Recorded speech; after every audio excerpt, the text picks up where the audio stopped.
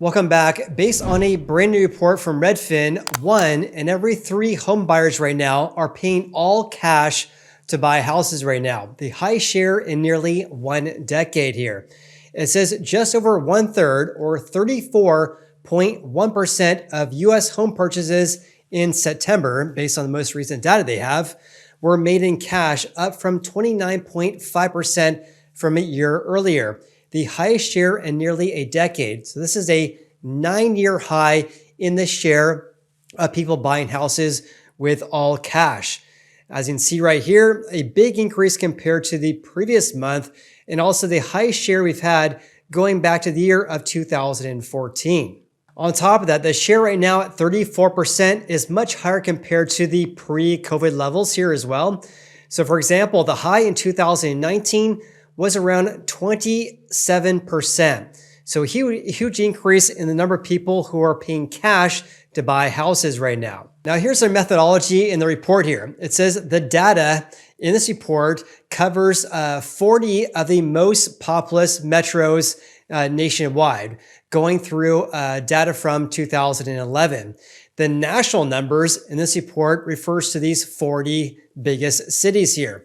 September 2023 is the most recent month for which this data is actually available. It says here all cash purchases are making up a bigger piece of the homebuyer pie for 2 major regions. Affluent Americans who can afford to pay cash are more apt to buy houses using cash due to the expensive housing market when the income necessary to buy a home is higher than it ever has been. And elevated rates are making buying a home in cash and avoiding interest paid altogether more attractive. Now, in regards to income being very high right now, have a look at this because they reported, this is actually from Redfin, reported on October 17th that homebuyers must earn on average $115,000 per year to afford to buy a median price home in the United States here. That's about $40,000 more than the typical American household actually earns. So this report here says a home buyer must earn $114,627 per month to afford a median US price home, up 15% from a year ago and up a whopping 50% compared to the start of this pandemic. That's the highest annual income necessary to buy a house nationwide. And also very quickly here, there's actually a few metros here in which you need to earn $400,000 per year to buy an average price home in those areas. That is San Francisco and San Jose. You need an income of $402,000 to $404,000 to buy a median price home of $1.5 million in those 2 markets. And by the way, look at their monthly payment here as well, over $10,000 to buy an average price home in those areas. Just absolutely insane. In regards here to saying here that people are buying houses using cash in order to avoid interest payments, take a look at this. This is absolutely insane here. I actually did an analysis looking at what's your average monthly housing payment to buy a $700,000 home, putting 20% down, comparing a 3% rate to a 7.5% rate. So at 3%, your housing payment would be $2,361 per month. Now, at a 7.55% rate, your housing payment would be a whopping $3,335 per month. That's an increase of $1,574 more per month because of these increasing in rates, or this increase in rates. On top of that, regarding interest paid, look at this. This is just absolutely crazy here. So based on a rate at 3%, the total amount of interest paid over the life of that 30-year fixed rate loan would be $289,954, just under $290,000. Now, when looking at rates at 7.55%, look at that. Interest paid $856,525.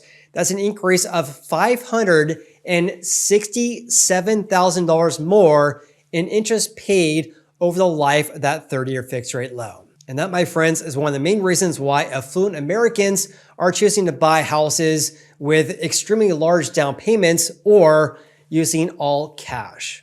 So going back to Redfin's analysis here, it says the weekly average 30-year fixed mortgage rate hit 7.2% in September. That's the average monthly rate according to Freddie Mac, the highest level in 2 decades. However, it actually moved higher in October, nearing 8% according to Freddie Mac, and pushing the monthly mortgage payments up by 20% from 12 months ago to all-time record highs. Rates have, of course, come down since then, but they're still more than double compared to early pandemic levels. Now, rising rates are also deterring home buyers as well, because, of course, given the fact that rates are at 7.5%, we're seeing a lack of demand, of course, a huge pullback in closed home sales as well. So it says rising rates are deterring home buyers who take out mortgages more than deterring all cash buyers. So for example, overall, regarding all closed home sales, we're down 23% year over year, whereas all cash sales only decreased by 11% during that same time frame. According to Redfin's senior economist, he stated the following: home prices are roughly 40% higher than they were before the pandemic housing boom, and soaring rates have made the divide even bigger by adding more to the monthly payments. They are talking about the divide between affluent Americans and more middle-class Americans here. The divide is actually growing because people who can afford to buy a $700,000 home with all cash are doing so, versus middle-class families, of course, normally do not have that opportunity here. And he went on to say the following here: affluent Americans are the only ones who can avoid the sting of high mortgage rates. Redfin also talks about how home buyers are putting a larger down payment as well, because of course that decreases the amount of interest paid over the life of the loan as well. So for example, a buyer who purchases a median price US home at around $413,000 with a 16% down payment would have a monthly payment of around $3,107 per month at today's 7.76% rate. In contrast, a home buyer who puts 10% down for that same house would have a housing payment of $3,300 per month. That's an increase of about $200 more because they're only putting down 10% versus 16%. And of course, some home buyers are putting relatively large down payments down because they're selling their houses and using the equity from their sale to buy a new house as well. Redfin also provided the areas in which they have the highest share of all cash purchases and also the lowest share as well. So all cash purchases were the most common in Cleveland, Ohio. Look at that. 49.2% of all buyers are using cash there. That is crazy. So half are using a loan or half are all cash. I would not want to be a buyer in Cleveland, Ohio if I was using a loan. Very challenging market to say the least, it sounds like. Next came West Palm Beach, Florida, 49%. Jacksonville, Florida, also at 46.2%. The least common was Oakland, California, at only 18%, San Jose, California, and Seattle, Washington, all quite expensive housing markets. They also provide some information regarding the share of people using an FHA loan. An FHA loan is a popular loan that a lot of first-time homebuyers use, in which your down payment or your minimum down payment is only 3.5%. So FHA loans were the most common out of these 40 most populous metros here in Riverside, California, and Southern California at 29.6%. Then we had Providence, Rhode Island, Las Vegas as well. They were the least common in San Francisco, San Jose, and Anaheim, less than 4% each. In this report here as well, Redfin shared these 40 biggest metros here as well. But again, I won't share that in today's video. Otherwise, this video would be 15 hours long. Instead, I'll provide a link to this article in the video description below. Now, before we wrap up this video, I also want to share this with you guys because this is from Fannie Mae, posted on November 7th here. It is what's called their Fannie Mae Home Purchase Sentiment Index, or their HPSI. So this is a monthly survey they do, and they ask consumers regarding their predictions regarding mortgage rates, home prices, and also, is it a good time to buy? And also, is it a good time to sell a house right now? So this month, a survey record 85% of consumers who responded to the survey here indicated that it's a bad time to buy a house, with most respondents citing high home prices and high rates as the primary reasons.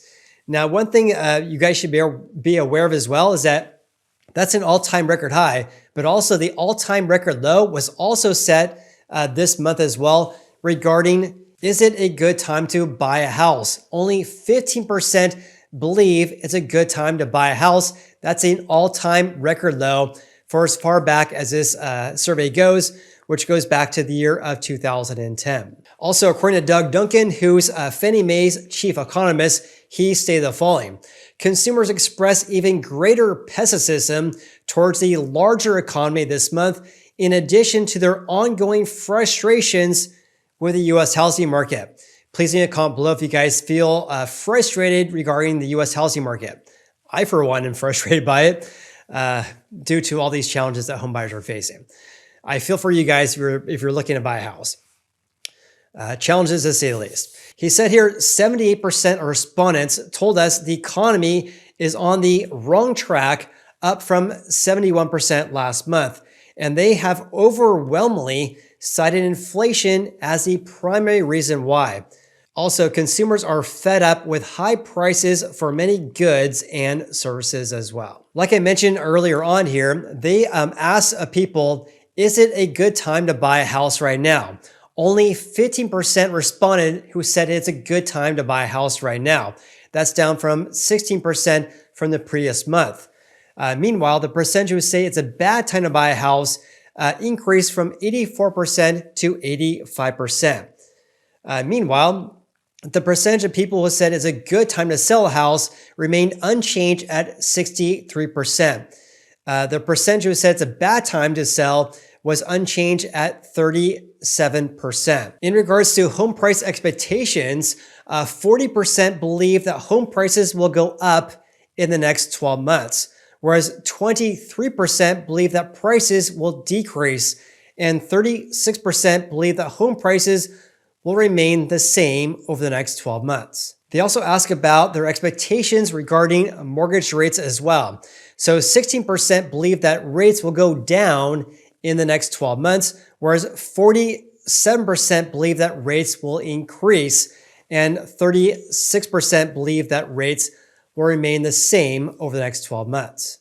Meanwhile, the vast majority of consumers who respond to the survey here are not concerned about losing their jobs because 78% are not concerned about losing their jobs over the next 12 months, whereas only 21% are concerned. And lastly, regarding household income, 69% believe that their household income will remain the same over the next 12 months.